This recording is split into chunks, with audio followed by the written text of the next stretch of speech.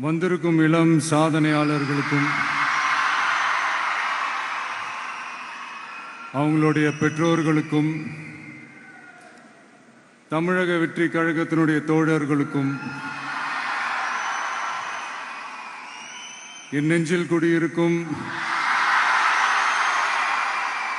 நண்பா நண்பிகள் உங்கள் அனைவருக்கும் மீண்டும் என்னுடைய பணிவான வணக்கங்கள்.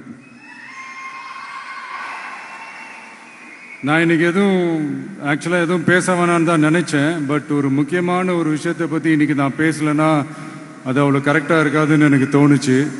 அதான்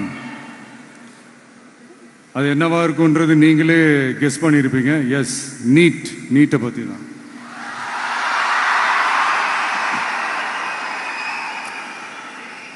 இந்த நீட்ன்றது பார்த்தீங்கன்னா நம்ம தமிழ்நாட்டில் இருக்கிற மாணவ மாணவிகள், குறிப்பாக கிராமப்புறத்தில் இருக்கிற ஏழை எளிய பிற்படுத்தப்பட்ட, மிகவும் பிற்படுத்தப்பட்ட மற்றும் தாழ்த்தப்பட்ட வகுப்பினை சேர்ந்த இந்த மாணவ மாணவிகள் எல்லாருமே ரொம்பவும் பாதிக்கப்படுறாங்கன்றது தான் ஒரு சத்தியமான ஒரு உண்மை. இந்த நீட்டை பற்றி ஒரு பிரச்சனையாக நான் பார்க்குறது என்னென்னா, ஒன்று இந்த நீட் இந்த மாநில உரிமைகளுக்கு எதிரானதாக இருக்குது. நீங்கள் 1975க்கு முன்னாலே பார்த்தீங்கன்னா இந்த கல்வி மாநில பட்டியலில் தான் இருந்துச்சு. உங்க எல்லாருக்குமே தெரிஞ்ச ஒரு விஷயந்தான். அதுக்கப்புறமா தான் அது ஒன்றிய அரசு வந்ததுக்கப்புறம் அது பொது பட்டியலில் அது சேர்த்தாங்க. எனக்கு தெரிஞ்சு அதுதான் ஒரு முதல் பிரச்சனையாக ஒன்று ஸ்டார்ட் ஆச்சு. ரெண்டாவது பார்த்தீங்கன்னா, ஒரே நாடு, ஒரே பாடத்திட்டங்கள், ஒரே தேர்வு. இது பேசிக்காகவே அந்த கல்வி கற்கும் அந்த நோக்கத்திற்கே ஒரு எதிரான ஒரு விஷயமா நான் அதை பார்க்குறேன். ஒவ்வொரு மாநிலத்துக்கு ஏற்ற மாதிரி அந்த பாடத்திட்டங்கள் இருக்கணும். இது நான் மாநில உரிமைகளுக்காக மட்டுமே இதை நான் கேட்கல. நீங்கள் பார்த்தீங்கன்னா அந்த கல்வி முறையில் பல்வேறு கண்ணோட்டங்கள், பல்வேறு பார்வைகள், டிஃப்ரெண்ட் பெர்ஸ்பெக்டிவ்ஸ்னு ஒன்று சொல்லுவாங்க இல்லையா, அப்படி அதுக்கு ஒரு முக்கியத்துவம் கொடுக்குற ஒரு விஷயமா அது இருக்கணுன்றதான் என்னுடைய பார்வை.